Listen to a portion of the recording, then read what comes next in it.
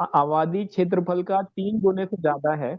तो उनके साथ जो डील हुई है, तो उसमें किसानों के भविष्य पे क्या असर पड़ेगा और हमारे एग्रीकल्चर मार्केट पे क्या असर पड़ेगा, हमारे जो उत्पादक और प्रसंस्करण में कंपनियां लगी हुई हैं उन पे क्या असर पड़ेगा, इन सब चीजों पर हम लोग चर्चा करने के लिए आज एकत्र हुए हैं। तो बस इतना ही मुझे कहना था। मैं आग्रह करूंगा आदरणीय ब्रिगेडियर साहब से कि जो आज का विषय है इस पर थोड़ा सा प्रकाश डालें और हम लोग चर्चा शुरू करें। आदरणीय ब्रिगेडियर साहब और बलदेव जी कार्यक्रम का संचालन करें। बलदेव जी। जी, सभी को नमस्कार। हालांकि ये टॉपिक मेरी समझ से भी बाहर है, पर चलो आपने कहा है तो मैं शुरुआत कर देता हूं, फिर अब बाद में आप लोग डिस्कस करिए। हाल ही में भारत अमेरिका के बीच से अंतरिम व्यापार समझौता हुआ है। जैसा कि अभिषेक जी ने बताया, दोनों देशों में टैरिफ घटौती और ऊर्जा संबंध को फिर से प्रभावित करने की सहमति जताई है।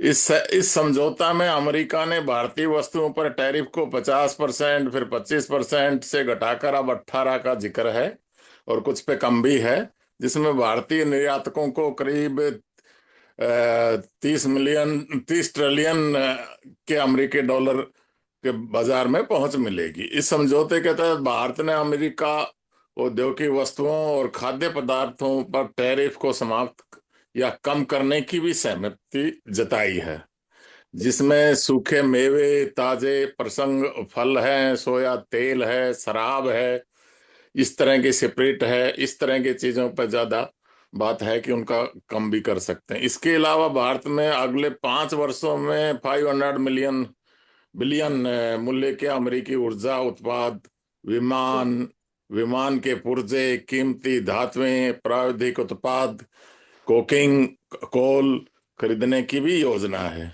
इस समझौते से भारतीय किसानों को फायदा होगा या नुकसान होगा, इसका डिस्कशन अभी चल ही रहा है, क्योंकि अमेरिका ने भारतीय चाय, कॉफी, मसाले और फलों की शुल्क पहुंच के मुफ्त पहुंच को प्रदान करने की कोशिश है।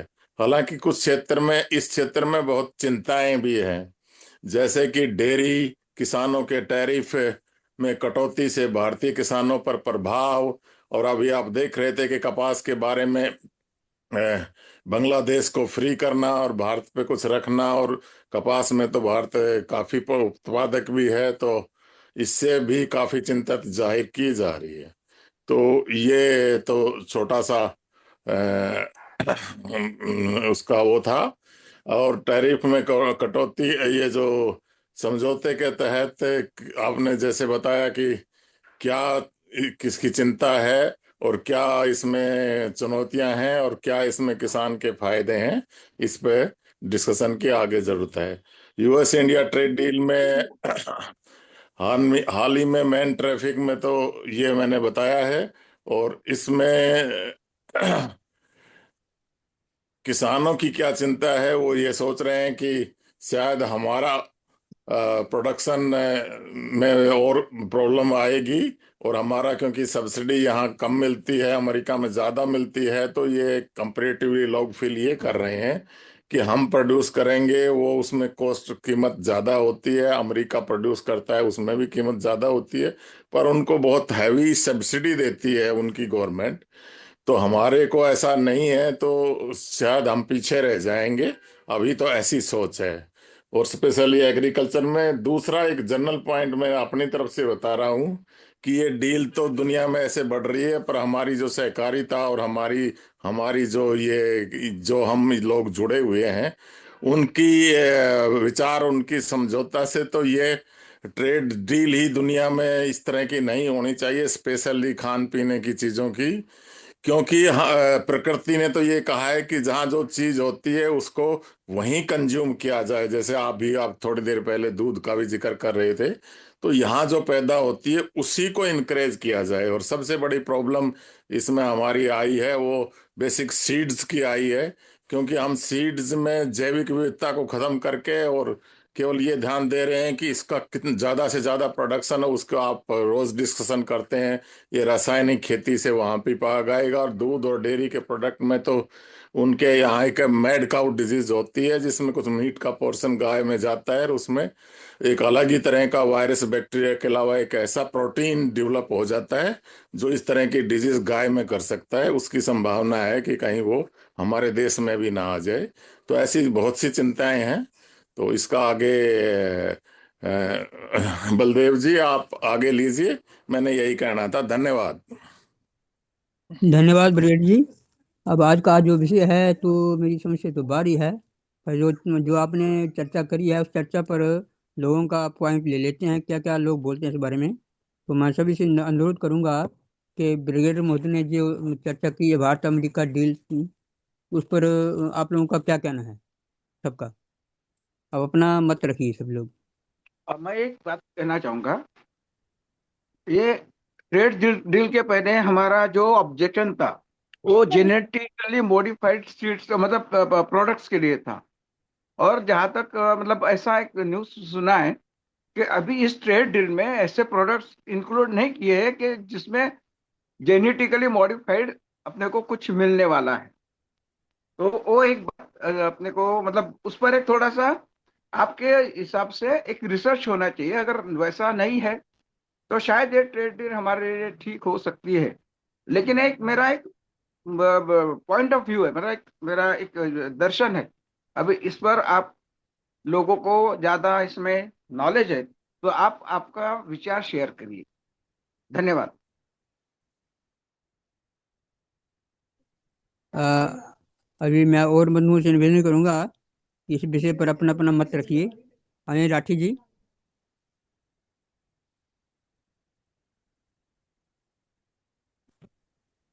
जी, जहां तक कल ये ट्रेड डील का, यूएस के ट्रेड डील का सवाल है, मुझे तो ऐसा लगता है कि शायद हम इसमें किसानों पर बहुत ज्यादा बोझ पड़ने वाला है, ऐसी बात नहीं है। सबसे ज्यादा आयात जो होने वाला है वो मक्का है। मक्के की वैसे ही कमी होती है।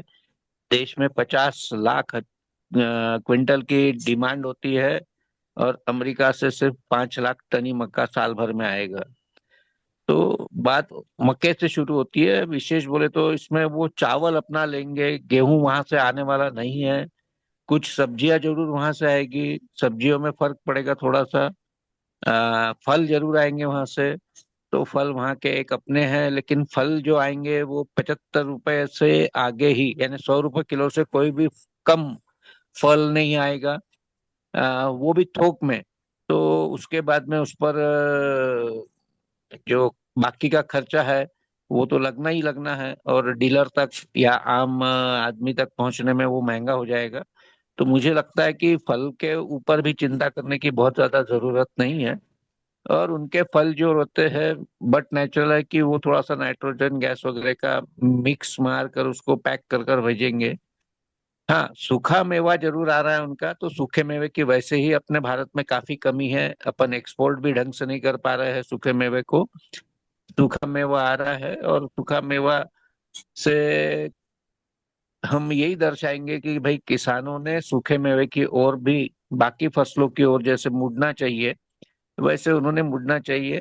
और अन्य फसल की ओर, परंपरागत जो पीक ले रहे हैं हम अभी, उत्पाद ले रहे हैं किसानों के, वो नहीं लेना चाहिए। धीरे धीरे वो हमने छोड़ना चाहिए। सोयाबीन जरूर आयात होगा, तो सोयाबीन आयात होगा तो सोयाबीन तेल की भारी डिमांड रहती है अपने यहाँ पे। और सोयाबीन की फसलों में उतार चढ़ाव तो ऊपर नीचे होते ही रहता है। वैसे अपन सबसे ज्यादा इंडोनेशिया और थाईलैंड से ही सोया लेते हैं, और इधर ब्राजील से लेते हैं सोयाबीन। तो मुझे ऐसा लगता है कि भाई सोयाबीन की वजह से बहुत कुछ ऐसा अपने ऊपर फर्क पड़ेगा, ऐसी बात नहीं है। लेकिन जो किसान सोयाबीन उत्पादक है, उन्होंने सोयाबीन को छोड़ के दलहन पर जाना चाहिए, ऐसा मुझे लगता है। क्योंकि अमेरिका से दलहन की कोई आयात नहीं होगी। तो दलहन पर अगर हम ध्यान देंगे, थोड़ा सा तेल की ओर भी अगर हम ध्यान देंगे, तो आज भी हम जो तेल बेच रहे हैं, तो उसमें लगभग 70-80% हिस्सा जो है ये मिलावटी तेल का है। तो ये एक बहुत बड़ा मायना रखता है, जिसमें हम पाम तेल, सरकी तेल वगैरह मिला रहे हैं, और अन्य तेल मिला रहे हैं।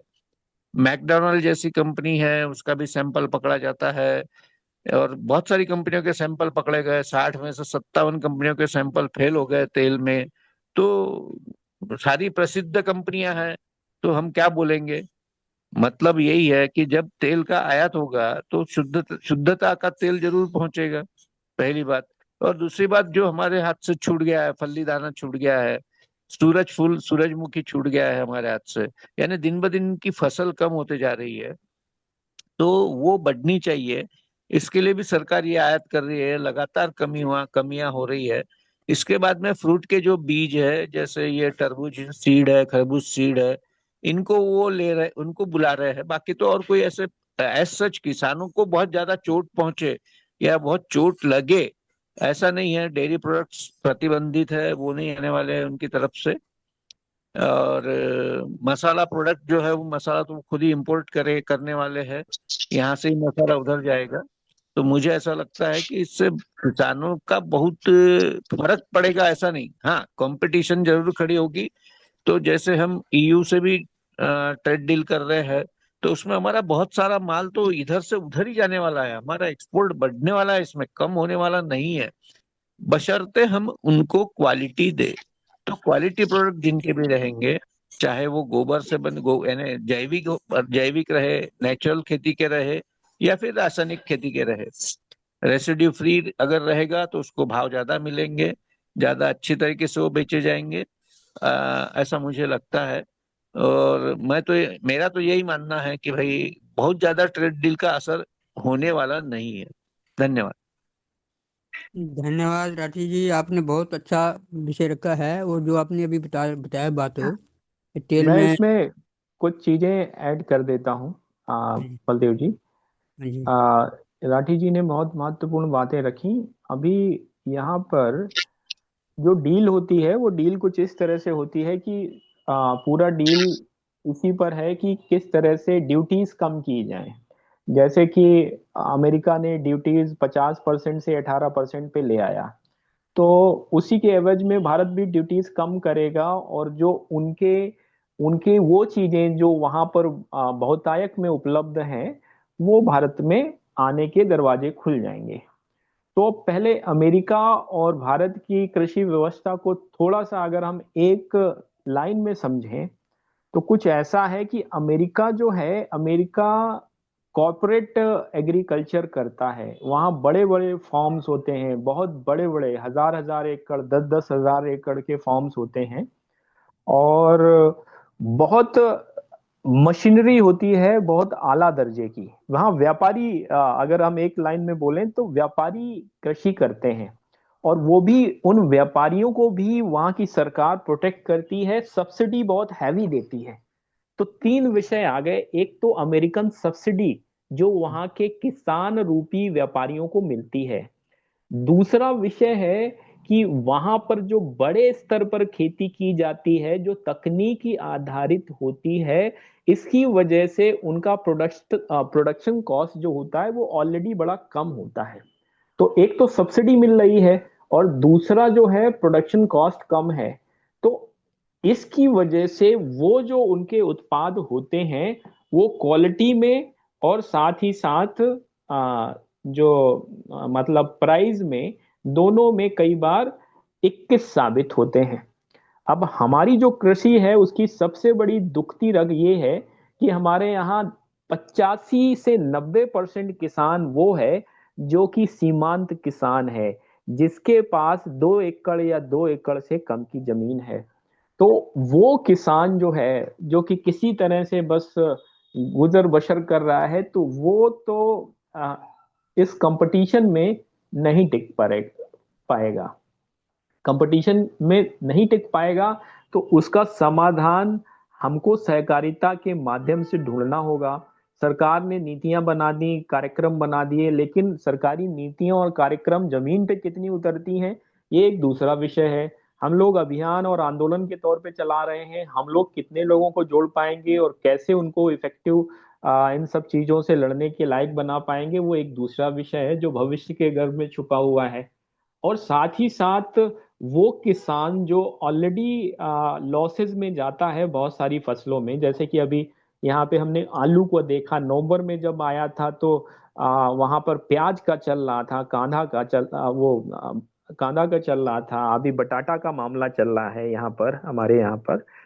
तो बेचारा किसान जो है, वो किसान को अब एक फ्रंट मिल गया जहां पर अमेरिकन उत्पाद भी उसका वेट कर रहे हैं, और साथ ही साथ सारी चीजों में ना सही तो कम से कम गेहूं, मक्का, सोयाबीन और डेयरी उत्पाद में तो कंपटीशन डायरेक्ट तौर पे मिलना तय है, इसको कोई रोक नहीं सकता। फिर जो इन क्षेत्रों में दबाव बढ़ेगा, जाहिर सी बात है दूसरे क्षेत्रों में भी दबाव आएगा। जैसे हमारा किसान है, अगर हम समझें किसान को, तो किसान जो कृषि में उसको नुकसान होता है तो उसको डेयरी से कंपनसेट करता है।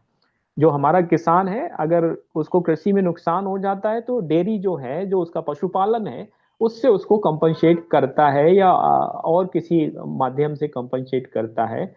अब डेयरी क्षेत्र में भी अमेरिकन उत्पाद आने हैं। वो कैसे आएंगे, क्या क्या तरीके से आएंगे, क्या कितना कंपटीशन रहेगा, क्या रहेगा, ये भविष्य के गर्त में छुपा है, हमें नहीं मालूम। इसी तरह बीजों पे भी बात आएगी। बीज जो होते हैं, वो बीज पे बहुत सारी कंपनियां हैं, बहुत बड़ी बड़ी कंपनियां हैं अमेरिका में। एक दो कंपनियां तो इतनी बड़ी हैं कि हमारे यहाँ के अच्छे खासे लालाओं के पूरे बिजनेस को पीछे छोड़ देती हैं। तो उन कंपनियों से फिर कंपटीशन सामने आएगा, और ये जो हमारी अन्य जो खाद्य से जुड़ी व्यवस्थाएं हैं, जैसे पीडीएस है व्यवस्था, जो हमारी पब्लिक डिस्ट्रीब्यूशन सिस्टम है, जो राशन और उसके माध्यम से चलता है, और किसानों से सरकार खरीद करती है, सरकार जो है वो खरीदती है। तो ये सारी चीजें कैसे चलेंगी, कैसे जो है किसान जो है ये अमेरिकन जीएम क्रॉप से हम लोग compete करेंगे। अब हम बोलते हैं जीएम क्रॉप को हम इंपोर्ट नहीं करेंगे, क्या पॉलिसी होंगी, कैसे हम उनको रोक पाएंगे, क्योंकि हमारे यहाँ एक भ्रष्ट अधिकारी और नेताओं की एक बड़ी लंबी फौज रहती है। तो इन सब चीजों को हम इग्नोर नहीं कर सकते। जब वो कंपनियां आएंगी और वो अपनी मैनिपुलेटिव टैक्टिक्स के माध्यम से हमारे व्यापारियों और उद्योगपतियों और हमारे राजनेताओं को वो करेंगी, तो हम कैसे उससे बचेंगे, जिनको उनको बोलते हैं गवर्नमेंट आउटरीच प्रोग्राम। इन सब चीजों ये सब चीजें जो हैं, ये एक बड़ी चिंता की विषय हैं, जिस पर क्योंकि हम लोग सहकारिता में काम कर रहे हैं, तो हमें इस पर खुले मन से विचार करते हुए काम करना चाहिए। ये मेरे कुछ बिंदु थे जो मैंने रखे। मैं आपको बता देता हूं कि international association of political consultant की 20 तारीख को ओबराय होटल में मीटिंग है। हमारे दो साथियों को इनविटेशन आया है, मुझे भी आया है। और ये जो ग्लोबल लेवल पे जो इंडियन पॉलिसीज और जो पॉलिटिक्स है, ये एक बहुत बड़ा डिबेट का विषय बना हुआ है। इस पर लेकर अमेरिका और चाइना जैसे देश विशेष तौर पे काम करते रहते हैं। तो जो पॉलिसी लेवल पे और इंटरनेशनल जियोपॉलिटिकल रिलेशन लेवल पे जो सुगबुगाहट होती है, जो गतिविधियां होती हैं, उसका थोड़ा बहुत असर और थोड़ी बहुत सूचनाएं हम लोगों को आ जाती हैं। तो अभी ये डील जो है, ये एक बहुत बड़ी चर्चा का विषय है, और इसीलिए आज ये चर्चा की जा रही है। तो बस मेरा इतना ही कहना था। बलदेव जी, कार्यक्रम को आगे बढ़ाएं। धन्यवाद। हाँ, मैं एक बात बोलता हूँ।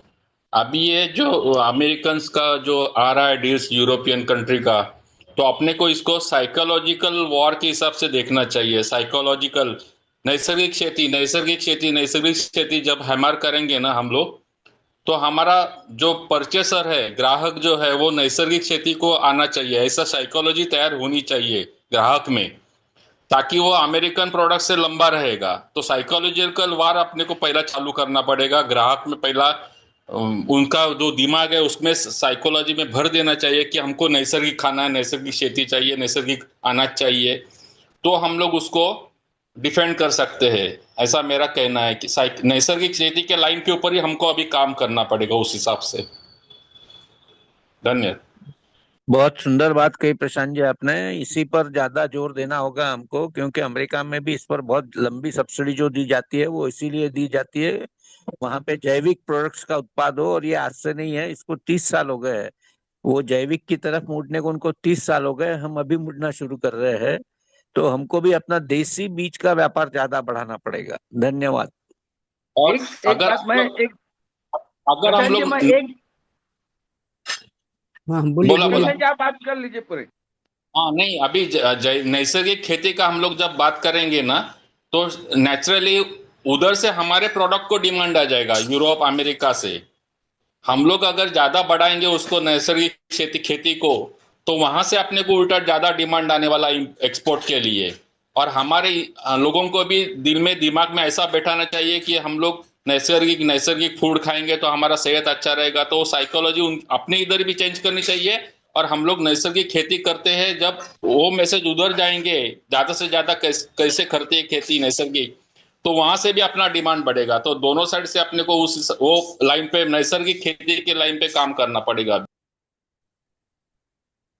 बहुत बलदेव जी को हैंडल करने दीजिए, और वो डिस्कशन को थोड़ा आगे थोड़ा सिस्टमेटिक बढ़ाइए। धन्यवाद। हाँ, हाँ, बलदेव जी मैं एक बात कहना चाहता हूँ, जी क्या मैं कह सकता हूँ अभी? हाँ हाँ बोलिए बोलिए। हाँ जी, मैं एक 2 दिन पहले भी शायद मैंने एक बात कही थी इस मीटिंग में, और आज भी हमारी चर्चा में मैंने एक बात कही। जैसे अभी अभिषेक जी ने बताया कि अमेरिका में जो खेती होती है उनका जो क्षेत्र रहता है बहुत बड़ा है, और हमारे यहाँ मार्जिनल फार्मर्स जाता है।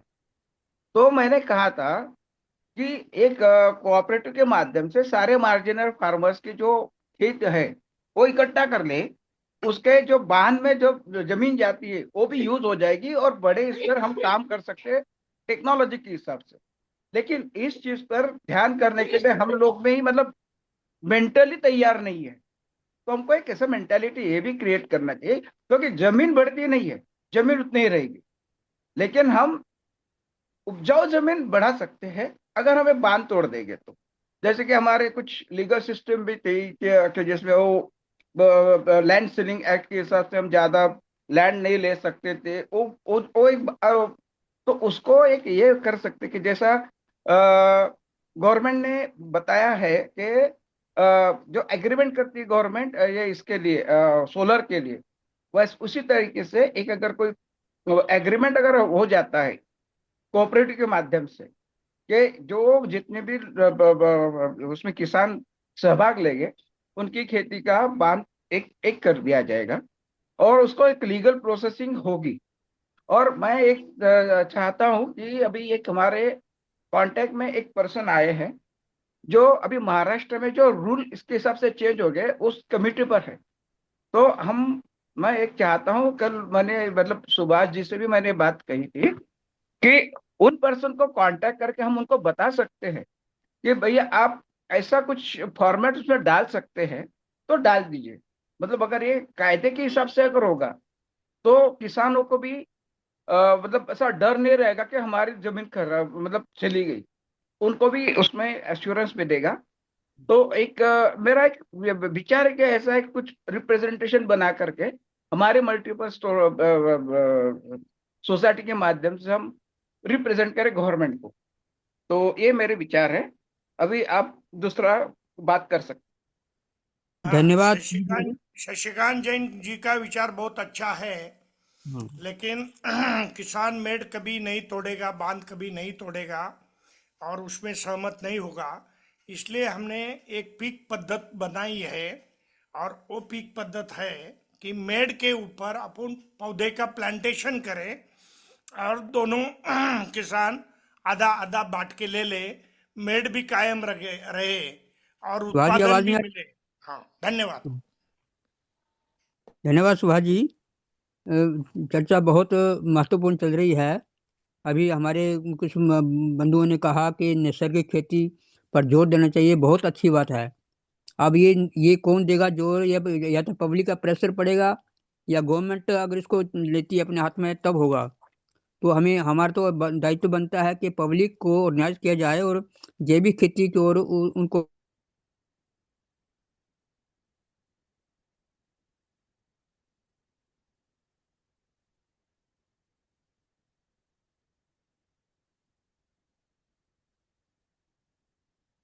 बलदेव जी आपकी आवाज नहीं आ रही, कुछ नेटवर्क की दिक्कत है लगता है आपकी तरफ से। हाँ हाँ हाँ, नेटवर्क की दिक्कत है। अच्छा चलिए ठीक है, मैं थोड़ा सा इसको वो करता हूँ, आपको सपोर्ट देता हूँ। कोई अन्य साथी ये जो विषय है जो अभी रखा शशिकांत जी ने और सुभाष जी ने, सुभाष जी थोड़ा विस्तार से बताइए कैसे होगा ये मार्जिनलाइज फार्मर को कोऑपरेटिव में लाके, और ये सारी चीज कैसे होगी, थोड़ा बताइए। अभी जो आपने बताया कि मेड़ पे पेड़ लग जाएंगे और बराबर बाकी जो है बराबर बराबर, जी, ये बहुत थोड़ा। बड़ा महत्वपूर्ण विषय है। और सरकार भी इसमें हस्तक्षेप नहीं कर सकती, कोऑपरेटिव कर सकती है। गए महीने में हम छत्तीसगढ़ पे गए थे, जनवरी महीने में।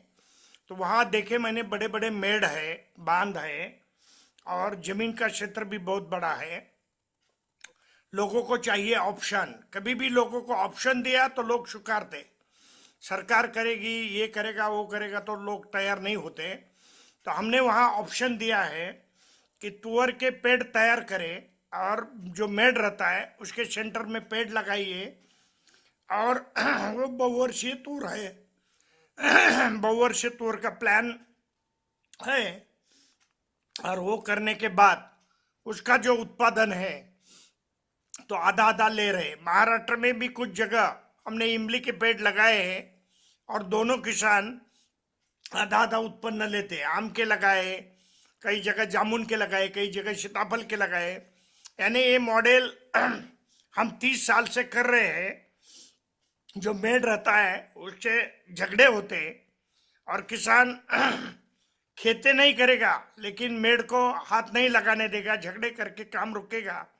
इसलिए हमने हमारे जो कोऑपरेटिव है इनको बोला है कि जो मेड़ रहेगा उसमें हम पेड़ का प्लांटेशन देंगे, और आप इसी में पेड़ लगाओ और उत्पन्न आधा आधा लो, उसका संरक्षण करो, खाद पानी देने की जिम्मेदारी आपकी रहेगी, और वो नेचुरल फार्मिंग भी ऑटोमेटिक हो जाएगी। तो ऐसा किया तो बहुत जगह मेड़ में हमने तुअर के पौधे लगाए, अरहर बोलते, और फल के भी आवाज नहीं आ पौधे रही है। लगाए। धन्यवाद। और नारियल अभी के तो भी पेड़ लगाए, नारियल के भी पेड़ लगाए कई जगह। और अभी तो डिजिटल सर्वे भी आ गया है, ताकि पेपर के ऊपर तो डिजिटल सर्वे के ऊपर से भी आपका जमीन मैपिंग हो सकता है ना। डिजिटल सर्वे अभी ऑप्शन है उसमें। किसान सर्वे बिरवे कुछ नहीं मानता, किसान मोजनी भी नहीं मानता, किसान गवर्नमेंट को भी नहीं मानता। जब हम 30 साल से फील्ड में जा रहे ना, फील्ड में जाके खड़े रहते तो किसान बोलता यही से मेरी हाथ है। जब तार कंपाउंड करते तो 2 फुट जगह छोड़ना देना पड़ता है। किसान हर बार झगड़ा करता है, बाजू वाला झगड़ा करता है। इसके लिए हमने एक रास्ता निकाला है, मेड़ पे लगाओ पेड़, और पेड़ लगा के दोनों भाई भाई बनकर उत्पादन खाओ, ध्यान दो, और तकलीफ दोनों को भी नहीं है। और उसका मेड़ भी उसको जमीन का कोई लेना देना नहीं, मेड़ का पड़ा है सारा किसान को। और मेड़ के वजह से कोर्ट में लाखों केसेस चालू है, झगड़े चालू है। तो इसलिए मेड़ के लिए हमने 30 साल में ऐसा एक मार्ग निकाला है कि वहाँ पेड़ लगाएंगे, और वो पेड़ दोनों को भी फायदा होगा, पर्यावरण को फायदा होगा, नेचुरल फार्मिंग होगी, और कोई तकलीफ नहीं हो जाएगा, और उसका खेत सुरक्षित रहेगा। तो ये काम चलेगा। अगर अपन बोलेंगे कि सारे मेड़ तोड़ दो, 100 एकड़ खेती इकट्ठा करो, बिल्कुल किसान किसी का तैयार नहीं हो जाएगा। किसान ने जो सिस्टम ये किया है, ये 30 साल से मैं देख रहा हूँ, और इसके लिए मैंने ही ये ढूंढकर रास्ता निकाला है, और बहुत किसान इसमें सक्सेस है, कर रहे हैं। मैं इसके मॉडल दिखा सकता हूँ आपको, महाराष्ट्र में या तमिलनाडु में भी दिखा सकता। नारियल के पेड़ लगाए हमने बॉर्डर पे। धन्यवाद। बहुत अच्छा पॉइंट है आपका। ये तो हमारी जमीन का और इसका सुधार है, पर हम आज जो डिस्कशन कर रहे हैं वो इस डील का कर रहे हैं। और आपका ये पॉइंट भी अच्छा है, और दूसरा पॉइंट जो मुझे लगता है, या हमारी कोऑपरेटिव को लगता है, इसका कोऑपरेटिव के थ्रू बहुत अच्छा हो सकता है। लेकिन हम तो अपनी ही खेती और अपने ही सब प्रोडक्ट का बढ़ाने का प्रयोग में ये चीजें इंकरेज कर रहे हैं, तो ऐसे ही हो जाएगा जैसे ये विदेशी बीज आकर हमारे सारे ही जो ओरिजिनल बीज भी खत्म हो गए, हमारी होगी। और दूसरा वो क्या प्राकृतिक कर रहे हैं, किस तरह कर रहे हैं, तो वो हम कैसे मॉनिटर करेंगे, एक तो ये इश्यू है। दूसरा इश्यू ये है कि हम इसको एक बार रीथिंक करते हैं किसानों को फायदा है या नुकसान है, देश को फायदा है या नुकसान है, ये तो ज्यादातर आपने डिस्कशन कर ही लिया है कि अमेरिका के भारतीय चाय कॉफी मसाले फलों से तो 0% करने से फायदा है, पर आप कौन सा फल चाहोगे, कौन सा वहां भेजना चाहोगे, एक बड़ा विषय है। हमारे भारत में स्पेशली जैसे सोयाबीन है और कुछ दालें हैं, दालें तो इसमें ज्यादा नहीं है, पर सोयाबीन एक प्रोटीन का सोर्स हमारे भारत के लिए और भारत के पशुओं के लिए भी बहुत इंपॉर्टेंट है। तो सोयाबीन को बाहर भेजना या सोयाबीन को लेना और इस तरह करना मुझे तो ठीक नहीं लग रहा है। और डेयरी प्रोडक्ट तो जेरी चावल गेहूं मक्का सोया का भी ये तो कम है, लेकिन फायदे तो हो सकते हैं इसमें कि टैरिफ 50 से 18 तक आ रहे हैं तो लाखों को रोजगार भी मिल सकता है। भारतीय 500 ट्रिलियन की है और रणनीति को मजबूती मिलती है और किसी बाजार में। लेकिन नुकसान है कि घरेलू कृषि बाजार में प्रतिस्पर्धा बढ़ेगी, टैरिफ गैर टैरिफ बाधाएं भी आ सकती है, जैसे मानक है प्रमाण है कौन सा किस में हो रहा है। और तो इसका स्वोट एनालिसिस करें तो ये है कि कम टैरिफ है, ठीक है, बड़ा बाजार मिलेगा। और वीकनेस ये है कि संवेदनशील किस क्षेत्र है, डेयरी ये सब चीजें, तो उसको संवेदनशील को हम अपना ही फायदा में करें, जैसे आपने सजेस्ट किया मैंडो पे भी लगाएं और कोऑपरेटिव से खेती करें तो झगड़ा अपने आप ही खत्म हो जाएगा। अपॉर्चुनिटी है कि निर्यात में वृद्धि होगी और रोजगार भी बढ़ेगा शायद। लेकिन खतरा यह है कि अमेरिकी कृषि आयात में स्थानीय किसानों पर बहुत बड़ा दबाव पड़ेगा। ये भी तो हमारे देश में तो हम तो जनता के लिए काम कर रहे हैं ना ये देश, और उसकी भूख दूर करने के लिए अपना ही पैदा करें तो लॉन्ग टर्म में। और पूरे इसमें एनर्जी खत्म होती है, एनर्जी तो एक प्रकृति का पे बहुत बड़ा दबाव पड़ेगा, उधर से इधर से उधर, ये यही तो हमारे पर्यावरण का सबसे गंदा काम है। तो इसमें भी सोचने की बात है। तो इसमें स्पेशली दो विषय बहुत इंपॉर्टेंट है जिस पर ज्यादा डिस्कशन हो रहा है। एक तो टेक्सटाइल सेक्टर है, उसमें टैरिफ में राहत देगा, 50 से 18 करेगा तो कुछ फायदा है, लेकिन पहले तो जीरो ही थी, पहले इस और बांग्लादेश को जो किया है वो सब आप जानते हैं, उसको मैं नहीं बोलूंगा। और बाजार में पहुंच के साथ से भी नॉन ट्रैफिक बाधाएं भी आएंगी इसमें। फार्मा सेक्टर दूसरा है, ट्रैफिक से कटौती से उसमें कुछ कम हुआ है, पर एक्टिव फार्मास्यूटिकल इंग्रेडिएंट्स के निर्यात में तेजी आ सकती है, लेकिन रेगुलेटरी सहयोग भी हो सकता है। और इसमें भी थोड़ा नॉन टैरिफिक बाधाएं इसमें भी काफी आएंगी। तो ये दो विषय भी डिस्कशन करने लायक है। धन्यवाद। धन्यवाद अनिल जी। अनिल राठी जी आपने हैंड रेज किया। अनिल राठी जी आप बात रखिए। नहीं, मैंने ठीक हैंड राइज किया था। हम्म, घनश्याम बोल रहा हूँ, बीच में इंटरप्ट कर रहा हूँ मैं। ठीक हाँ हाँ बोलिए मे, बोलिए। मेरी आवाज आ रही है? हाँ आ रही है, आ रही है। सर देखिएगा कि अपन जो जिस से एनर्जी अपन लगा रहे हैं, अभी अपन अपना इनिशियल स्टेज है। और ये जो काश्तकार का और इनके जो मेड का और इसके ये जो छोटी छोटी प्रॉब्लम होते हैं, अभी कोऑपरेटिव के जो एक बेसिक थिंक है, जो लोगों की एक मान भावना अपने दिमाग से वो लोग प्रिपेयर नहीं हुए हैं उसके लिए। तो ये एक बहुत बड़ी समस्या है ये। और कोऑपरेटिव के नाम पे उसका एक लो पुल्स मैं बता सकता हूँ कि कोऑपरेटिव का कोई भी है 1 साल 2 साल करता है, उसके बाद में काश्तकारों को छोड़ देता है वैसे ही उसके जिंदगी के उसके हाल पे। तो उस टाइम काश्तकार चीट हो जाता है, तो उसको ये एक बार नहीं, ये 10 बार उसके साथ हो चुका है ये। तो इसलिए वो थोड़ा सा वो उसके ऊपर में इन सब चीजों के मोड के ऊपर में विश्वास नहीं करता। सेकेंडली, जब तक कि अपनी सोसाइटी या अपनी फाइनेंशियली जो साउंड नहीं होती है कि काश्तकार को 19 बीसा हुआ कैलेमिटीज आई है तो उसको संभालने की या उसको अपने को किसी तरीके से एड देने की अपनी कैपेसिटी नहीं होती है कोऑपरेटिव की, जब तक कि वो सेक्टर में अपन ने एकदम से हाथ नहीं डालना चाहिए। मेरा सुझाव, पर्सनली बोल रहा हूं मैं। आप इन धन्यवाद। सब चीजों को गौर कीजिएगा।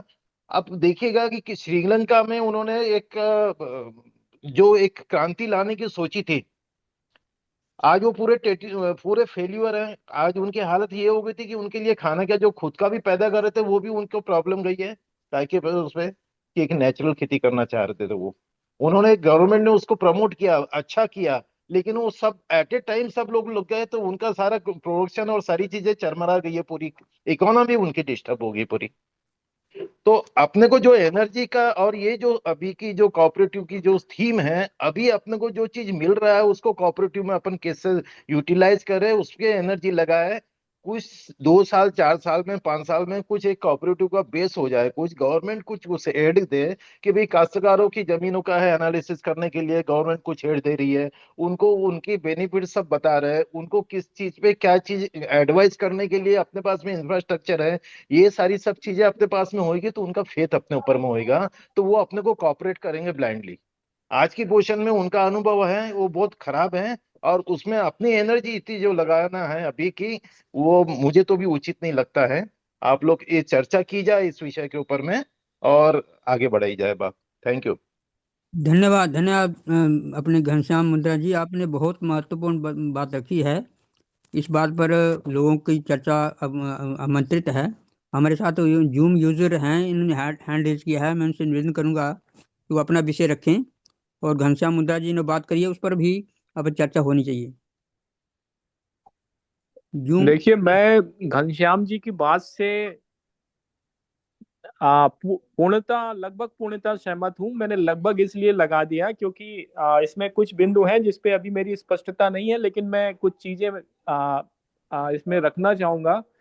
जो हमारे गांव की स्थिति है वो कुछ ऐसी है कि जो छोटे छोटे फार्मर हैं जिनके पास बहुत छोटी किसान जोत है, 1 एकड़ 2 एकड़ या उस कई बार उससे भी कम, तो वो लोग जो है ना अपने जमीन के लिए थोड़े से सेंसिटिव भी रहते हैं, काफी मतलब संवेदनशील होते हैं। एक चीज और देखा गया है कि ये जो छोटे किसान हैं, ये छोटे किसान पहले शायद इनके बाप दादाओं के पास 2 एकड़ हेक्टेयर 4 हेक्टेयर जमीन होती थी, लेकिन परिवार छोटे होते बड़े होते रहे और जमीन छोटी होती रही।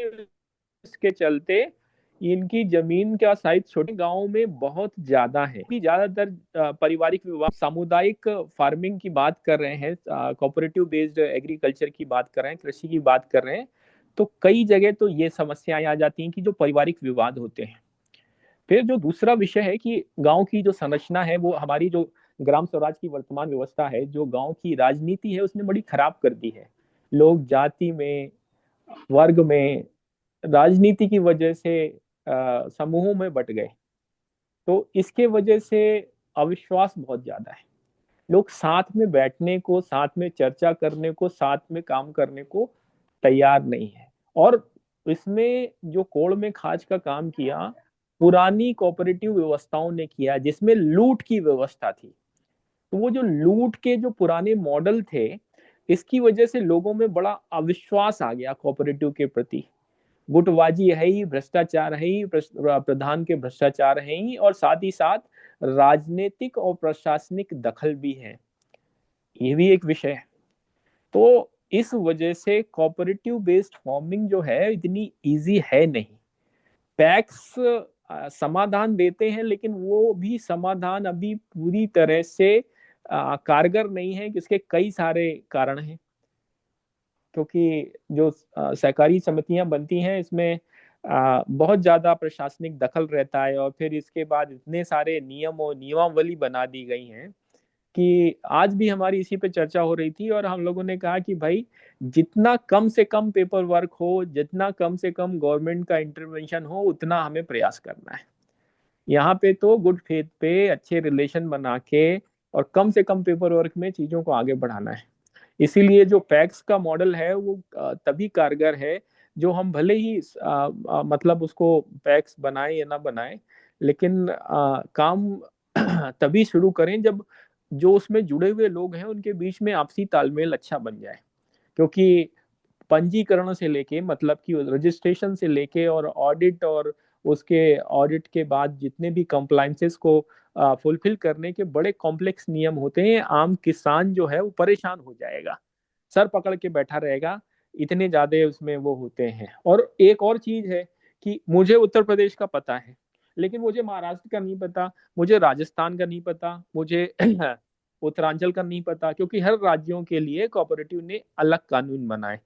तो अब नेशनल कोऑपरेटिव के लिए तो चलता है कि हाँ सभी लोगों के लिए एक समान है, लेकिन जो स्टेट कोऑपरेटिव जो है वो कॉम्प्लिकेटेड विषय हो जाता है। इसीलिए हमारा प्रयास ये होना चाहिए कि पैक्स जहाँ पे सुविधा लगती है वहां तो बनवा ले, वरना हम सेल्फ हेल्प ग्रुप के माध्यम से भी बहुत काम कर सकते हैं, उसको समूहों के माध्यम से भी चलाया जा सकता है, इस कोऑपरेटिव में जोड़ के चलाया जा सकता है और चीजें व्यवस्थित रखी जा सकती हैं। और जहां तक सामुदायिक कृषि की बात है, जहां पे लोगों के बीच में सामंजस्य बन जाए, क्योंकि सारे गांव ऐसे नहीं होते, कुछ गांव अच्छे भी हैं, आदर्श गांव भी हैं जहां पे झगड़े कम हैं या बिल्कुल ही नहीं है, तो उन सर मैं आदर्श गांव से हम लोग शुरू करें, और जो इंटरप्शन जहां करना पे चाहता हूँ। झगड़े ज्यादा हैं वहां पर हम दखल ना दें। जी सर धन्यवाद। मैं इंटरप्शन करना चाहता हूँ मैं। हम्म, मेरी आवाज आ रही है सर? जी बोलिए जी बोलिए। मैं नेगेटिव नहीं बोल रहा हूँ सर, मैं बहुत पॉजिटिव हूँ, बट जो प्रैक्टिकली जो प्रॉब्लम है जो फेस कर रहे हैं अभी अपन, उसकी वस्तुस्थिति में बता रहा हूँ मैं, कि जितने भी जो कॉपरेटिव्स थे इन सब पॉलिटिशियंस लोगों ने, गवर्नमेंट मशीनरी ने, ये सब अपने पॉकेट्स बनाए थे अर्निंग के, और उसमें सबसे ज्यादा जो कुछ भुगत भोगी है वो काश्तकार है। तो वो इतना जला हुआ है, इतना भुना हुआ है वो, कि उसको इतना विश्वास में लेना और ये करना इतना इजी नहीं है। मैं मेरा सुझाव ऐसा है कि भाई एक कोऑपरेटिव की एक अपनी संस्था है, अपन जितना जितना हो सकता है, जो पढ़े लिखे बच्चे हैं जो करना चाहते हैं वो अपने साथ में जुड़े, यंग जनरेशन जुड़े, और वो प्रैक्टिकली फील्ड में काम करे। एक गांव में अगर दो आदमी, दो बच्चे, चार बच्चे भी अगर काम करते हैं, तो उनका जब विश्वास होगा, उनको पूरा फीड करेंगे, वो जाके वो पूरा अपने गांव को मैनेज करेंगे।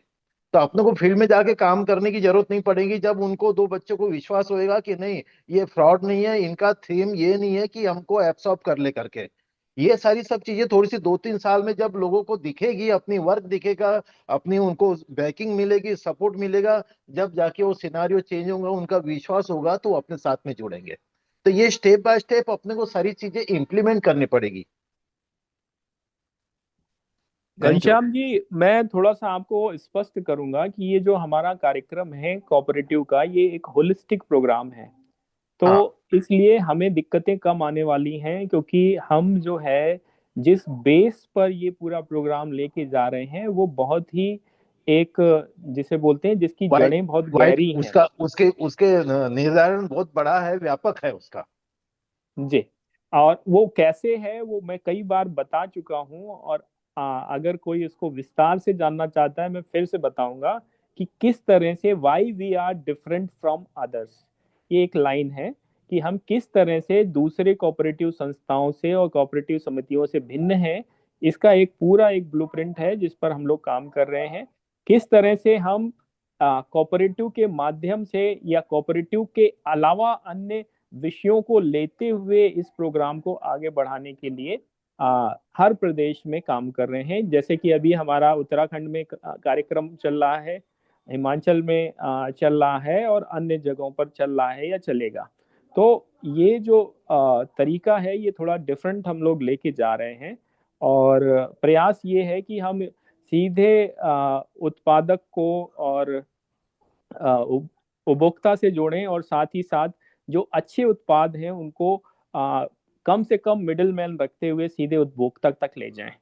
तो इसके लिए एक एक वो प्लान है। ये जो आज की हमारी चर्चा है उसमें जो एक पॉइंट आया था कि यूएस में जो बड़े बड़े फॉर्म्स हैं उसके कंपैरिजन में जो इंडिया में जो मार्जिनलाइज फार्मर है, जो जिसके पास 1 एकड़, आधा एकड़, 2 एकड़ जमीन है, तो ये कैसे उनसे compete कर सकता है। ये कोऑपरेटिव क्या एक सोल्यूशन दे सकती है कि हम लोग भी मिला के बड़े फॉर्म बना लें। तो उसी पर ये हम लोग चर्चा के गहराई में उतर गए थे। वैसे मूल विषय आज का जो चर्चा का है वो यूएस इंडिया ट्रेड डील के फायदे और नुकसान का एनालिसिस करना है या विचारों का आदान प्रदान करना है।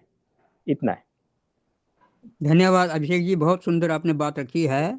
ये जो डील है भारत और अमेरिका की, और अमेरिका जो है प्रेशर डालता है, कभी 50% करता है, कभी 25% करता है, कभी 18% करता है।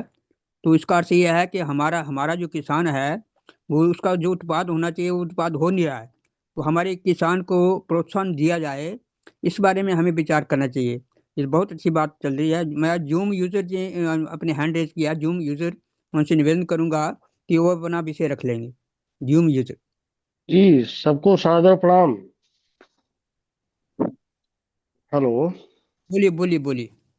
हाँ, अभी इस तमाम महान भावों का हमने विचार सुना, जिससे अभिषेक जी हैं, नालंगे साहब थे, ब्रिगेडियर साहब थे, अभी और एक दो मित्र हमारे चर्चा कर रहे थे। अभी आज का जो विषय है कि यूएस और इंडिया का जो कोलाबरेशन हुआ है, एग्रीमेंट हुआ, उससे हम कैसे सरवाइव करें अपने किसानों को, शायद यही विषय है। हाँ जी हाँ जी। तो गवर्नमेंट तो कतई नहीं चाह रही कि हमारे किसान सरवाइव करें। पहली एक चीज समझ लीजिए आप लोग। अभी हमारे माननीय कृषि मंत्री जी, हेलो, हाँ जी हाँ जी, बोलिए हेलो, बोलिए बोलिए बोलिए अभी बोलिए। अभी सर हम यूएस पे 37% लगाते थे इंपोर्ट ड्यूटी, आज हमने 0 कर दिया है। अमेरिका ने 50 से हमको 18 कर दिया है। आप समझिए गैप कहाँ जा रहा है। हमारा 37% था, हमने 0 कर दिया कि आप हमारे यहाँ माल भेजिए, हम 0 कर दिए हैं। उसने कहा कि हम आपको 50% लगाएं, आपको 18 कर दिए हैं। लैंड होल्डिंग हमारे पास कम है। अभी किसी मंत्री की पॉलिसी आई सीड एक्ट पे, आप लोगों ने ध्यान नहीं दिया होगा, कई महान भाव हैं जो विद्वान लोग हैं। अभी किसी मंत्री जी ने इस डील से पहले सीड एक्ट घोषणा किया है कि हमारे यहाँ देसी बीज कैसे खत्म हो जाए। विदेशी बीज आएगा, हाइब्रिड बीज आएगा, जीएम बीज आएगा। क्या होगा ना, आने वाले समय में सर, मैं बोल रहा हूँ ऑन रिकॉर्ड, आपको नोट कर लीजिएगा कि उस देश का कब्जा पूरी दुनिया पे हो जाएगा जिसके पास बीज का कंट्रोल हो जाएगा। बीज मीन सीड का।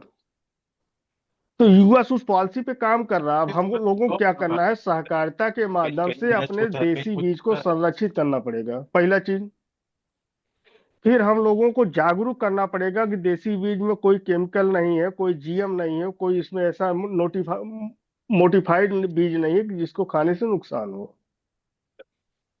तो जो हमारा संगठन है, इस पे हमको सोचना पड़ेगा कि अवेयरनेस कर करके अपने देसी बीज को संरक्षित करके हम आम आदमी को कैसे सुरक्षित करें।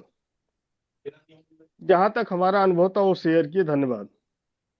धन्यवाद धन्यवाद महाराज, आपने बहुत सुंदर बात करी है। देसी बीज जो है और उसको उसका संरक्षण बहुत आवश्यक है, और किसानों को उसके लिए प्रोत्साहन मिलना चाहिए। बहुत अच्छा, बहुत सुंदर। अनिल राठी जी, आप भी कुछ कहना चाहते हैं? अनिल राठी जी। जी मैं ये बोलना चाह रहा था कि अभी जो चाइना हो या अमेरिका, ये दोनों देश अभी लड़ रहे हैं पर्यावरण से सबसे ज्यादा। और इसमें इनको अपने इकोनॉमिक, उनकी अर्थव्यवस्था पर बड़ी चोट पड़ रही है। अभी जो अमेरिका में भयंकर बर्फ वर्षा हुआ, करीब करीब 3 दिन तक जबरदस्त बर्फबारी हुई। पिछले साल लगातार वहां सुनामी आती रही, भयंकर तूफान आते रहे। उससे अमेरिका की जो अ, कृषि उत्पाद था वो बड़े पैमाने पे, इस बार भी बड़े पैमाने पे नष्ट हुआ है। तो ये लोग बहुत कुछ झेल पाएंगे ऐसी भावना नहीं है। हाँ, 4-5 प्रदेश उनमें से ऐसे होते हैं कि जो जहाँ बर्फ वगैरह, बर्फबारी वगैरह नहीं होती है, लेकिन पूरे पर्यावरण पे पूरा विश्व ही झुलस रहा है। इसलिए उसमें बहुत बात नहीं है। लेकिन अभी जो बात रखी गई है कि भाई देसी बीजों को आप बढ़ावा दो, ये मैंने इसके पहले भी स्पष्ट किया था कि हमको देसी बीज की ओर लौटना होगा, क्योंकि देसी बीज ये सालों साल चलते रहेंगे। हमको बहुत खरीदने की जरूरत नहीं रहेंगी। हमको उसको, हम अगर उसको संरक्षित कर पाए ठीक से तो बहुत अच्छा होगा। और इस पर सभी का ध्यान है, जो कृषि नीति अपना रहे हैं उनका भी ध्यान है। और कंस्ट्रक्शन और टेक्नोलॉजी पर, एआई टेक्नोलॉजी पर भी ध्यान दिया है। कुछ मशीनरी भारत में भी सस्ती मिलेगी अपने को, एआई टेक्नोलॉजी से चलने वाली। तो ये एक बड़ा फायदा है, वो ईयू से भी है और अमेरिका से भी है। तो हम उस वक्त आगे बढ़ेंगे। रही बात छोटे किसानों की, तो छोटे किसान एकजुट कभी नहीं होंगे, क्योंकि उसके मन में एक बड़ी भारी कुंठा है। दूसरा, हमने उसको एक आलसी बना दिया है, इसलिए भी वो आगे आना नहीं चाहता। और तीसरा कि उसको आने वाली पीढ़ी जो है वो साथ नहीं देती है, क्योंकि वो देख चुका है कि भाई इस खेती में से पैसे दो घर में बचते ही नहीं है। तो वो एक बड़ी बात है। हमको सीमांत किसान जो है, अंतिम किसान जो है, जिसके पास में कम जमीन है, उसके लिए कोऑपरेटिव ने काम करना चाहिए, ऐसा मुझे लगता है। और बहुत भारी प्रेशर अमेरिका की तरफ से आएगा इस अपने किसानों पर, ऐसा मुझे फिलहाल तो नहीं दिख रहा है। जो डिटेल्स सामने आए हैं कई सोर्सेस से, तो उस पर मुझे ऐसा तो लग नहीं रहा है। फिर भी अब जो जैसे जैसे और नई बातें आएंगी, जैसे आप अलग अलग सभाओं में जाएंगे, वहां विद्वानों के विचार सुनेंगे, तभी मालूम पड़ेगा सब सच क्या है। लेकिन इसके पीछे की एक संभावना ये है कि भाई किसानों ने अपने जो पारंपरिक पीक है उसमें परिवर्तन लाना ही लाना है। अगर वो नहीं लाएगा तो वो पिछड़ते चले जाएगा। ये बहुत महत्व की बात है, ऐसा मुझे लगता है। धन्यवाद। धन्यवाद अनिल जी, आपने बहुत सुंदर विचार किया है। और किसानों को प्रोत्साहन मिलना चाहिए, और किसानों जो किसानी छोड़ रहे हैं उसके लिए कोई ऐसा उपाय लाना चाहिए ताकि किसान किसानी करे। हमारे जो नौजवान हैं वो बिल्कुल किसान अपने खेती करने के लिए उनकी तो रुचि नहीं है। तो ये बहुत बड़ी समस्या अपने देश में आ गई है। तो इस समस्या का समाधान हमारे यहाँ कोऑपरेटिव के माध्यम से होगा। तो अभी हमारे साथ काफ़ी लोग जुड़े हैं, 22 लोग जुड़े हैं। और मैं निवेदन करूंगा कि आज के विषय पर अपना अपना मत रखिए। विषय है भारत और अमेरिका का जो अंतरिम समझौता, उसके बारे में। तो मैं भी अन्य बंधुओं से निवेदन करूंगा कि वो भी अपना इस बारे में अपना विचार रखे। बहुत सी चर्चा चल रही है। धन्यवाद। NG Agro. हेलो। हाँ, बोलिए। हाँ, मैं प्रसन्न कुमार बोल रहा हूँ। हाँ, प्रसन्न कुमारी बोलिए। नमस्ते जी सबको। नमस्ते जी, आवाज आ रही है? नमस्ते, हाँ, आ रही आवाज आ रही है। हाँ अरे जी। अरे मैं ये प्रसन्न कुमार जी बोलिए। हाँ जी, मैं ये बोल रहा था कि इसके आज से 35-40 साल पहले अमेरिकन सोयाबीन एसोसिएशन नाम की एक संस्था थी, इंटरनेशनल संस्था थी, जो अमेरिका के कंट्रोल में थी। जब हमारे यहाँ सोयाबीन का था ही नहीं कुछ, तब अमेरिकन सोयाबीन ने जानबूझकर जबरदस्ती हमारे ऊपर सोयाबीन थोपा, और सब पूरे भारत भर सोयाबीन का लागवड़ चालू हो गया, और तब से ये सोयाबीन की डील शुरू हो गई। इसी तरह से आज भी जो हमारे इकोनॉमी का आज का जो बजट है और वो अमेरिका से हुई ट्रेड डील, इन दोनों में अगर ध्यान से देखें तो एक बात ख्याल में आ जाएगी कि अमेरिका हर चीज अपने ऊपर थोपना चाहती है, और भारत को किसी भी कारणवश उसके सामने झुक कर वो ट्रेड डील करना पड़ रहा है। जानबूझकर हो या अनजाने में हो, या हो रहा जरूर, लेकिन क्योंकि 500 अरब डॉलर की ट्रेड डील अभी होने वाली है जो हमारे ऊपर थोपी जा रही है। अमेरिका हमारे ऊपर रोक डाल रहा है, और इस इकोनॉमी को डिनाय हम कर नहीं पा रहे, क्योंकि आने वाली इंटरनेशनल पॉलिसी है जो वो अमेरिका के अनुकूल है। वो अनुकूल है या नहीं है, लेकिन फिर भी बनाना शुरू कर रही है। इसलिए सोच समझ कर करना चाहिए। ऐसा अभी जब डॉक्टर मुंद्रा सर ने एक उदाहरण दिया था कि श्रीलंका का दिया था, वहां पे नेचुरल फार्मिंग और सेंद्रीय खेती करने का चालू किया। श्रीलंका गवर्नमेंट ने उसको सपोर्ट किया, और आज की इकोनॉमी श्रीलंका की पूरी बंटाधार डूब चुकी है। ये मुंदड़ा जी ने उठाया विषय बहुत सराहनीय विषय, इसको बहुत ध्यान से देखना चाहिए, क्योंकि श्रीलंका की गवर्नमेंट इकोनॉमी पूरी कोलैप्स हो गई। उन्होंने एक ही काम किया था कि सेंद्रीय खेती और नेचुरल खेती, हालांकि दोनों पैरेलल अगर चलती तो कहीं ना कहीं श्रीलंका का उत्थान हो सकता था, लेकिन उन्होंने एक आंखें मूंद कर इस चीज को एक्सेप्ट कर लिया, और पूरा आज भी देखो तो दुनिया की इकोनॉमी में सबसे बिलो लेवल पर अभी श्रीलंका की इकोनॉमी है। धन्यवाद। धन्यवाद प्रसन्न कुमार जी, बहुत सुंदर विचार रखे आपने। अब इस आज के विषय पर और भी बंधुओं से मैं निवेदन करूंगा कि आज के विषय पर अपना चर्चा करिए। बहुत सुंदर चर्चा हो रही है, इस चर्चा को आगे बढ़ाए रखना है। तो मैं भी सभी निवेदन करूंगा कि इस पर अपना विचार रखिए।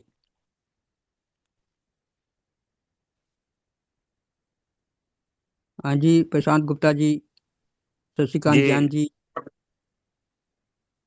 प्रसन्न कुमार जी ने अभी जो विषय रखा, श्रीलंका का जो उदाहरण दिया, तो उस वक्त ये भूल जाते हैं आप कि भूटान जो है ये पूर्ण रूप से जैविक है। कहीं भी इसको कहीं कोई आँच नहीं है। हम ये भी भूल जाते हैं कि अफगानिस्तान है, इजराइल है, पूर्ण रूप से जैविक खेती करते हैं यहाँ पे। इजराइल में तो टेक्नोलॉजी के माध्यम से वो बहुत आगे बढ़ गए हैं और उनकी खेती का लोहा पूरी दुनिया ने माना है। तो ये ऐसे कुछ राष्ट्र है, ब्राजील, आधा ब्राजील जैविक है, हम भूल जा रहे हैं। अफ्रीकन खंड में कई ऐसे राष्ट्र है, करीब करीब 17 राष्ट्रों की सूची आई हुई है संयुक्त राष्ट्र के इसमें से, कि जो 17 राष्ट्र है वो पूर्ण रूप से जैविक पकाते हैं। तो भले ही उत्पादन कम होता होगा वहां, लेकिन उनके मालों को बहुत भाव मिलते हैं। वो बात अलग है कि अमेरिका ने या और बाकी अन्य राष्ट्रों ने उसमें अस्थिरता पैदा करके रखी है। लेकिन जल्दी ही अमेरिका इतना आज कर्ज में डूब चुका है कि वो कर्ज चुका नहीं पाएगा, जल्दी वो टुकड़ों में भी बढ़ जाएगा। ये भी हमको ध्यान रखना है। आने वाले ये साल 1.5 साल में ही आपको दिख जाएगा कि अमेरिका टुकड़ों में बढ़ रहा है करके। धन्यवाद। धन्यवाद। तमिल राज्य की भविष्यवाणी सच हो और जल्दी ऐसा होने वाला ही है। और कभी भी अच्छे का सोचो।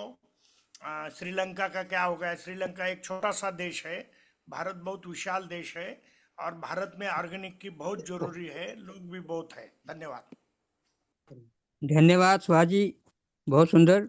देखिए, आज हमारे देश का जो युवा है, हमारे यहाँ 40 करोड़ से ज़्यादा युवा हैं।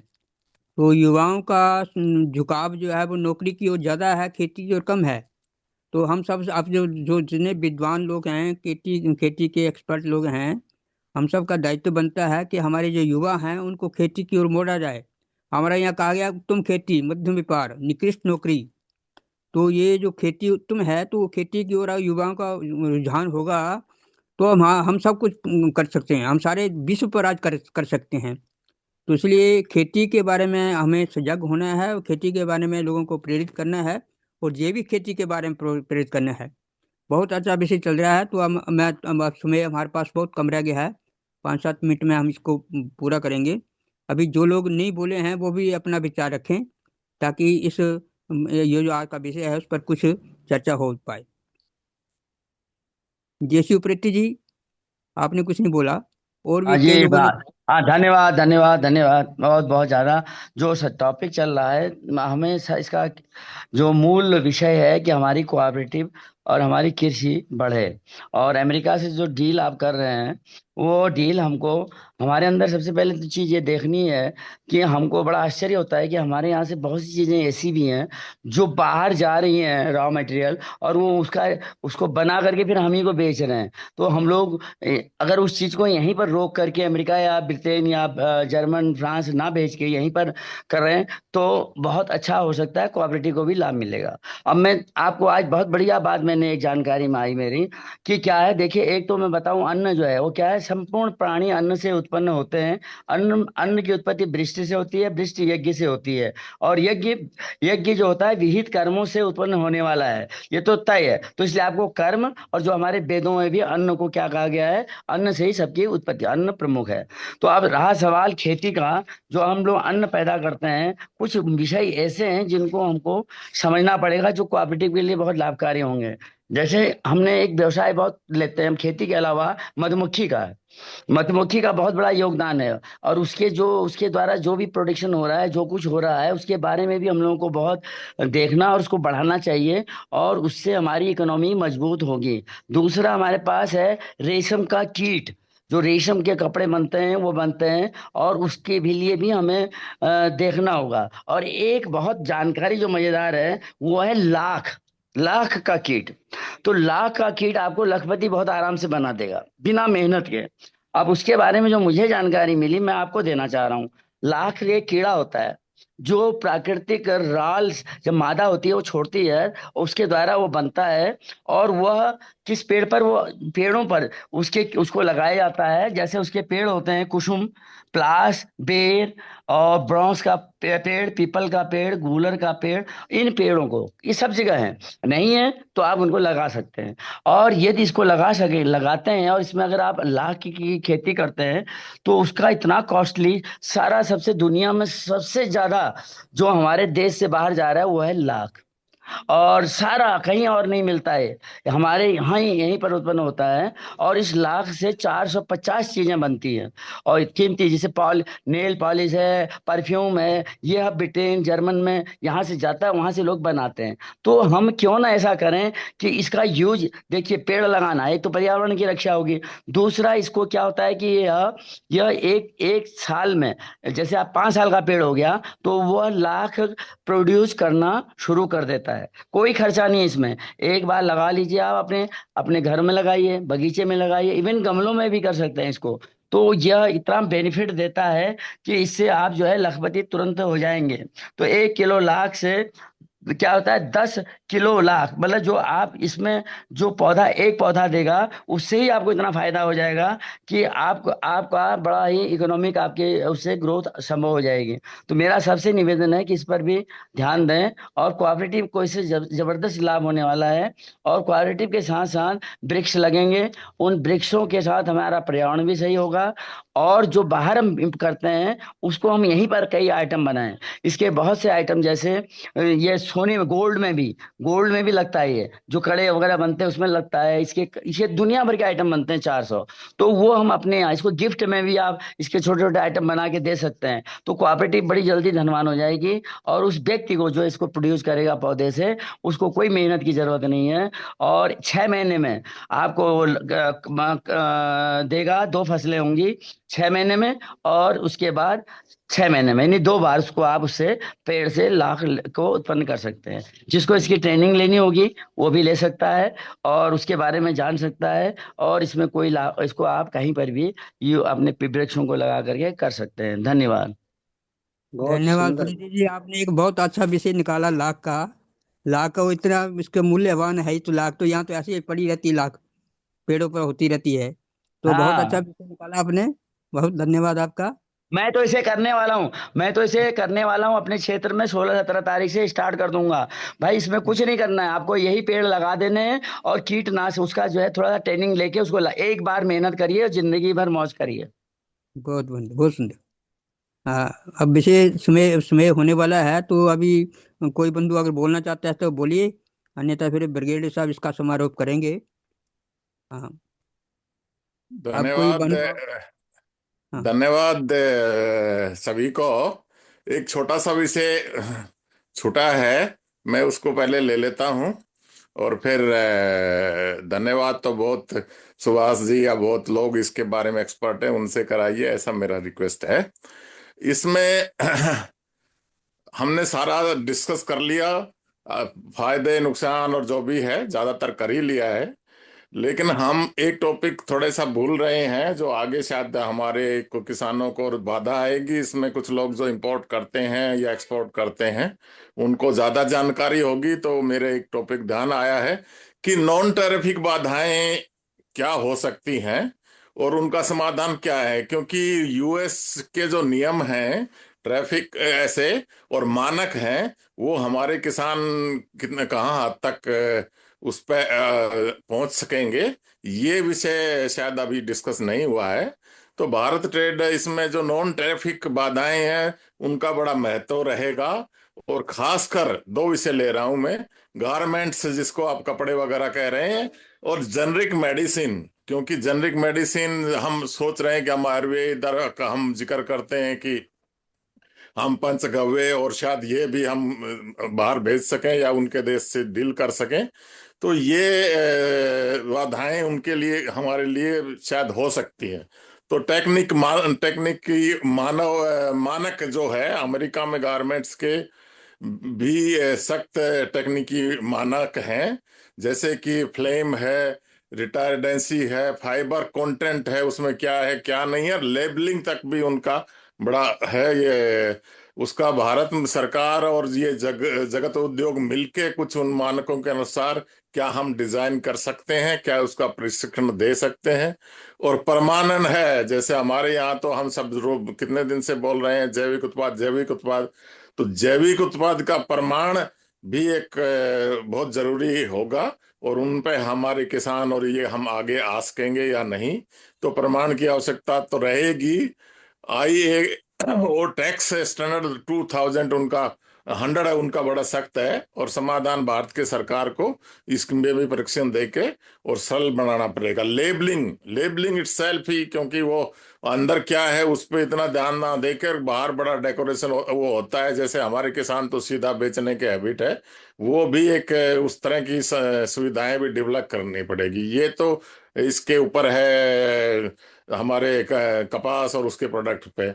और अभी ये इनका मोर इम्पोर्टेंट है कि जेनरिक दवाओं पे नॉन ट्रैफिक बाधाएं हैं, उनका क्या समाधान भी है, इसको भी डिस्कस कर लें 1 मिनट। रेगुलेटरी अनुपालन में इनकी दवाई बड़े सख्त रेगुलेशन है, हमारी तरह नहीं है कि जो बैन हो गई दवाई वो आज तक भी चल रही है। तो एफडीए के से भी अनुमोदन लेना पड़ता है। और भारत और सरकार को रेगुलेटरी अनुसंधान के लिए कितना मदद करेंगे क्या है वो भी जरूरी है। पेटेंट दूसरा इश्यू है, पेटेंट के बारे में भी वो उसके अनुसार फिट बैठती है या नहीं है, तो ये भी समस्या हम किस तरह है। और गुणवत्ता मानक, ये जो गुणवत्ता है इस प्रोडक्ट में क्या क्या है, इसमें घी में क्या क्या है, वो भी हम उस पर किस तरह उतरेंगे, क्योंकि हमारे यहाँ तो इतने लेबोरेटरी और इतना सिस्टम नहीं है, और हमारे तो ग्रुप से आएंगी चीजें, एक किसान से नहीं है। तो वो ग्रुप से हम कैसे, किसी का थोड़ा बहुत इधर होता है तो उसमें भी गड़बड़ है। समाधान के लिए सरकार क्या करेगी? सरकार उद्योग और सहयोग से कुछ इन बाधाओं को प्यार करना है। रेगुलेटरी सहयोग भी चाहिए और प्रशिक्षण और क्षमता चाहिए। ये तो एक थोड़ा सा शायद विषय छूटा हुआ था, मैंने इस पे बोल दिया। अब बलदेव जी आप आगे करिए, चलाइए। धन्यवाद ब्रिगेड साहब, आपने बहुत सुंदर विषय रखा है। जो छूट गया था वो आपने पूरा कर दिया। तो अब मैं समझता हूँ कि इसमें हो चुका है, तो मैं डॉक्टर घनश्याम मुंद्रा से निवेदन करूंगा कि आप धन्यवाद प्रस्ताव करिए और इस मीटिंग को समाप्त करिए। घनश्याम मुंद्रा जी।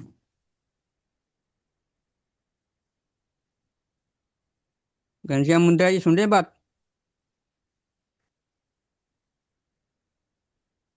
हेलो, हाँ मेरी जी, आवाज आ रही है? आ रही आ रही आ रही। हाँ सर, बहुत कुछ विषयों पे चर्चा हुई आज।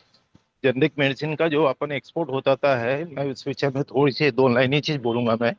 जेनरिक मेडिसिन के ऊपर में पूरी एक यूएस फार्मा इंडस्ट्री डिपेंड थी। जो अपने यहाँ से जो पूरा जेनरिक माल जाता है वहाँ पे, वो इतना चीप जाता है कि दूसरा कोई कोई कंट्री दूसरी कॉम्पिटिट नहीं कर पाती। और जो वहाँ पे जो क्राइसिस आया है, शुरुआत यहीं से हुई है, हेल्थ ऑर्गेनाइजेशन से और हेल्थ इंफ्रास्ट्रक्चर से, जिसमें ये जेनरिक मेडिसिन और कुछ इंस्ट्रूमेंट्स है जो अपने यहाँ से बन के वहाँ जाते हैं। तो ये दोनों स्टेट्स का, दोनों इसका ये है। आगे आने आने वाले दिनों में क्या चीज है, पोजीशन क्लियर होगी, अभी से भी उसके बारे में अपन सोच सकते हैं। लेकिन अभी अब क्या होता है गवर्नमेंट के ऊपर डिपेंड है, सब समझ में आएगी। आज सभी लोगों ने अपने मत रखे हैं वहाँ पे, और सब लोगों ने एक एक सुंदर हेल्थी एक डिस्कशन हुआ।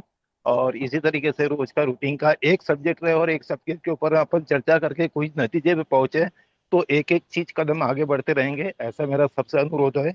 और आप सब लोगों ने सहयोग दिया, यहाँ पे सब लोगों ने अपने मत रखे, उसके लिए धन्यवाद। Thank you. धन्यवाद धन्यवाद। अब इस मीटिंग को शुभ समाप्त किया। रात्रि। शुभ रात्रि। शुभ रात्रि।